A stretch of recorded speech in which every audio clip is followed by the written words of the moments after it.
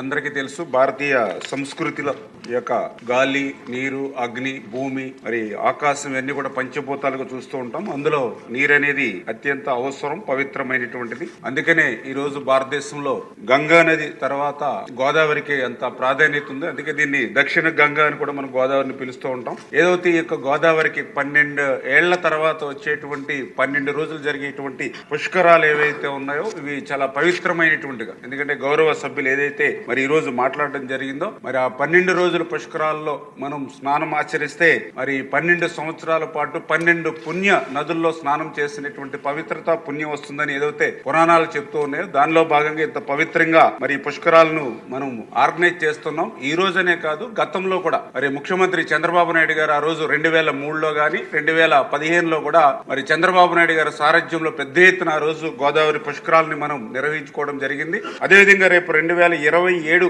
July 23 నుంచి August 3వ తేదీ వరకు జరిగేటువంటి గోదావరి పుష్కరాలను కూడా మరి అదే విధంగా అత్యంత పవిత్రంగాను అన్ని రకాల వసతులతో కూడా మరి నడిపించుకోవాల్సినటువంటి బాధ్యత, అవసరం కూడా ఈ ప్రభుత్వం మీద ఉంది. దాన్ని గుర్తించడం జరిగిందని చెప్పి కూడా మరి గౌరవ సభ్యులందరికీ కూడా ఈ సందర్భంగా తెలియజేయడం జరిగింది అధ్యక్ష. దీని ప్రకారం ఏదైతే మన ఇరిగేషన్ శాఖకు సంబంధించి మరి మేము కూడా రివ్యూ చేసుకుని ఏదైతే 2015లో గత పుష్కరాల్లో జరిగినటువంటి ఘాట్స్ ఏవైతే ఉన్నాయో వాటిని అన్నింటినీ కూడా ఐడెంటిఫై చేసుకుని, అంటే ఏదైతే మరి 2015లో 307 వర్క్స్ ని ఏదైతే 117 కోట్లతో ఆ రోజు మేము ఏదైతే చేపట్టామో మరి అవి కూడా ఇప్పుడు గౌరవ సభ్యులు చెప్పారు వాస్తవం. ఎందుకంటే ఆ రోజు 2014లో మన ప్రభుత్వం వచ్చిన తర్వాత 2015లోనే పుష్కరాలు రావడంతో ఆ ఎస్టిమేషన్లు వేసుకుని టెండర్స్ పిలుచుకుని వర్క్ ఆర్డర్స్ ఇచ్చేయడానికి కేవలం 3-4 నెలల సమయం మాత్రమే ఉంది. అయినప్పటికీ కూడా ఆ రోజు సమర్థవంతంగానే ఆ రోజు నిర్మాణం చేసుకున్నాం. అందులో భాగంగా మేము కూడా ఏదైతే గోదావరి జిల్లాకు సంబంధించి ఉభయ గోదావరి జిల్లాల్లో కూడా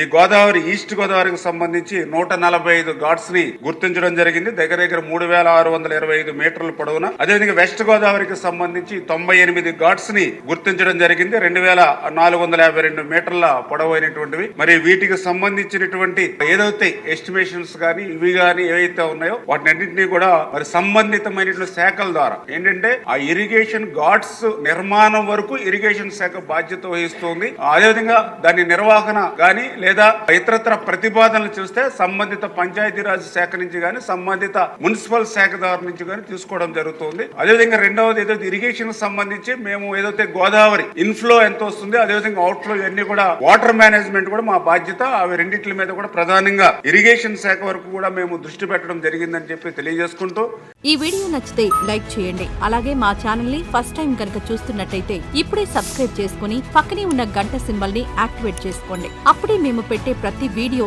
మీకు నోటిఫికేషన్ గా వస్తుంది. అలాగే ఈ వీడియో పూర్తిగా చూసినందుకు ధన్యవాదాలు.